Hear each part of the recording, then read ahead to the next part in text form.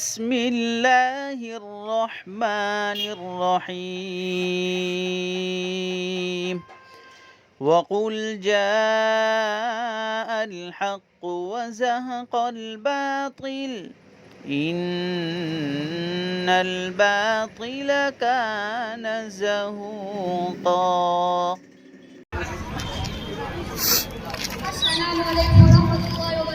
वालेकुम अस्सलाम वरहमतुल्लाहि वबरकातुहू। क्यों परेशान हो?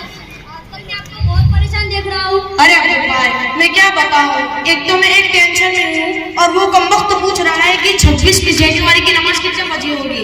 टेंशन वाली बात यह है कि मेरी 2 लड़कियाँ और 2 लड़के हैं। अगर मैं कहीं लड़के का पैगाम लेकर भेजता हूँ तो चाहे सामने वाले झोपड़ी वाले ही क्यों ना हो, लेकिन वो मेरे फातिमा का मुतालबा करते हैं और साथ में सोना भी मांगते हैं। और जब मेरी लड़की का पैगाम आता है तो जैसे AC, fridge, mobile, sofa set और पलंग सेट और अब तो गाड़ी भी मांगते हैं और शादी के कई नए कपड़ों को जोड़े और इतना बड़ा मंडप जो सारे रास्ते को बंद कर दे और 3-3 दिन तक खाना पकाना पड़ता है। और इसके अलावा और बहुत से खर्चे होते हैं जिन खर्चों को मैं बर्दाश्त नहीं कर पाता। मैं क्या करूँ?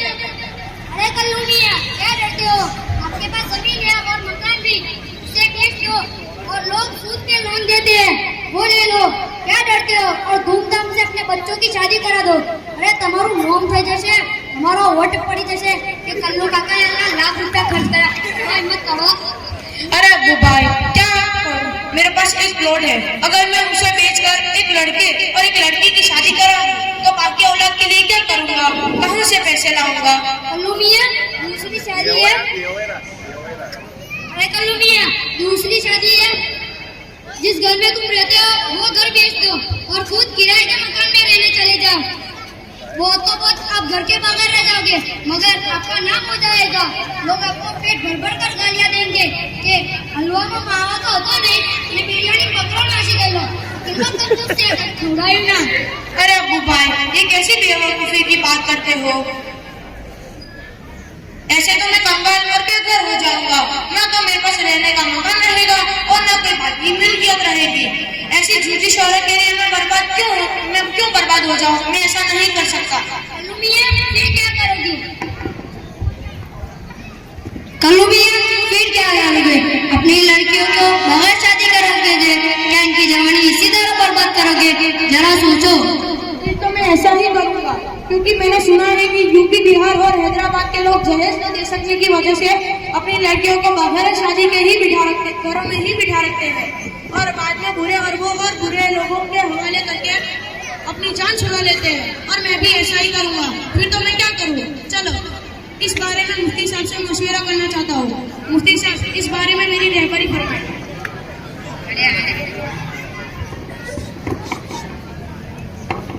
अस्सलामु अलैकुम व रहमतुल्लाहि व बरकातुहू।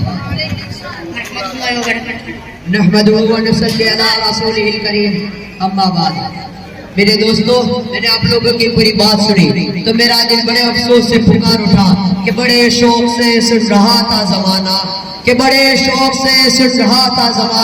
हम ही सो गए दास्तान कहते कहते। मेरे दोस्तों, आज हम जिस मुआशरे के अंदर जिंदगी गुजार रहे हैं वो मुख्तलिफ अमराज यानी बहुत सी बीमारियों का शिकार है। मसलन जुल्म बर्बरियत, फहाशी, बुरियानी, सूदखोरी, रिश्वतखोरी और शादियों के अंदर बेरहमी और बेपर्दगी और मुआशरे को बर्बाद करने वाले रसूमात और रिवाजात पूरे मुआशरे को अपनी लपेट में ले रखा है। और हुकूमत भी इनसे नजात पाने के लिए कानून साजी कर रही है मगर इसके कोई नताइज बरामद नहीं हो रहे हैं। इसकी 2 वजह हो सकती है। पहला, इंसानों के दिलों के अंदर से खौफ खुदा का खत्म हो जाना और आखिरत के अंदर हिसाब देना है इसका यकीन का खत्म हो जाना। दूसरा, अदालतों पर मालो जर, असर और रुसूख और असाब इक़्तिदार का असर अंदाज होना। हुजूर सल्लल्लाहु अलैहि वसल्लम ने इस्लामी मुआशरे की बुनियाद जिन 2 सुतूनों पर रखी थी उनमें से पहली चीज ये है कि इंसानों के दिलों के अंदर खौफ खुदा को पैदा करना और आखिरत के अंदर हर एक लम्हे का हिसाब देना है, इसका यकीन पैदा करना।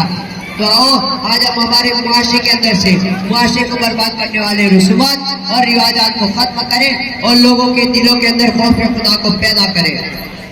मुफ्ती साहब આ ઓનું ખોંગડો આ મોઢે પોહડા ઢોકી ના છે ને એ ઢોકી છે એનથી ઊભું ન રહેતું ઓનો શું હુકમ છે?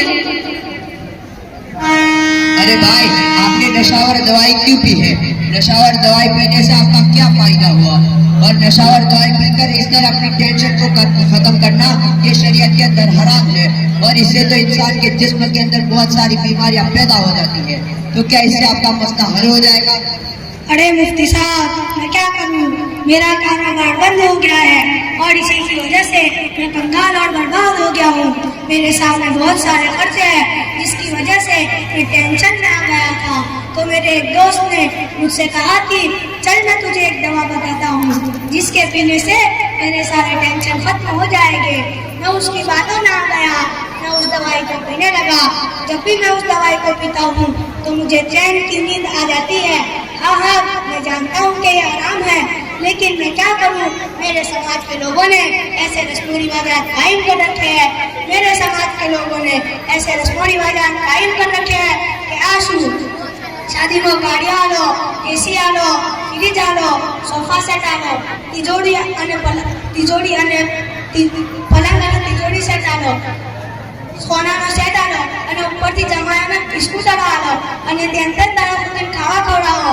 જુમ્માનું અલગ, શનિવારનું અલગ, રવિવારનું અલગ અને આખા કોંદરનો લુગડો સીવડાવો અને તેમની દાડાનો પાછો લુગડો પહેરવાનો અલગ અને એક શૂટ એકથી મને 40,000નો અને આની બાજુને કોઈ વખત મને કરી શક્યું અને તેના કારણે ટેન્શનોમાં આવીને હવે નશાની ખોટી આદતો પડી. મારા ગુનાહોનો જિમ્મેદાર મારો સમાજ છે, મારા ગુનાહોનો જિમ્મેદાર મારો સમાજ છે, મારો સમાજ છે, મારા ઉલમાએ કિરામ છે, મારા ઉલમાએ કિરામ છે અને મારા સમાજના આગેવાનો છે જે આ વિશે કશું જ કરવા તૈયાર નથી. ખાલી મોટી વાતો અને ડીકા મારીને જતા રહેશે. તો મારા ભાઈઓને બોલો, તમે સાંભળ્યું? ખાલી મોટી વાતો અને ડીકા મારીને જતા રહેશે. આ વિશે કોઈ કાર્યવાહી કરવા તૈયાર નથી. मेरे दोस्तों, मेरी बात ध्यान से सुनो। आज हम जितने भी रस्मों रिवाजात में आगे बढ़ रहे हैं, बड़े बड़े मंडप बांधना, 3-3 दिन तक खाना खिलाना और डेकोरेशन करना और जहेज में महंगी चीजें देना, ये दरअसल हमको और हमारी नस्लों को बर्बादी की तरफ ले जाती है। और शादियां महंगी होने की वजह से जीना आम हो जाएगा। तो मैं मेरे समाज के लोगों से गुजारिश करता हूँ कि रस्मों रिवाजात के पीछे पैसे बर्बाद करने के बजाय हम एक समाज की एक स्कूल तैयार करें ताकि आने वाली नस्लें इस्लामिक कल्चर के साथ दुनियावी तालीम में भी आगे बढ़े। तो क्या हम सब इसकी कोशिश करेंगे? इंशाअल्लाह। तो मैं एक आखिरी एक शेर कहकर अपनी बात को खत्म करता हूँ कि जिस दौर पे नाज़ाती दुनिया अब हम वो ज़माना भूल गए, कि जिस दौर पे नाज़ाती दुनिया अब हम वो ज़माना भूल गए, औरों को जगाना याद राम खुदोश में आना भूल गए। अज़ातों भी होती है मस्जिद की फिजा में है अनवर, अज़ातों भी होती है मस्जिद की फिजा में है अनवर, जिस जड़ से दिल हिल जाते थे वो जड़ लगाना भूल गए। कि मुंह देख लिया आईने में पर दाग न देखा सीने में, दिल ऐसा लगाया जीने में कि मरने को मुसलमान भूल गए। वमा अलैना इल्लल बलाग।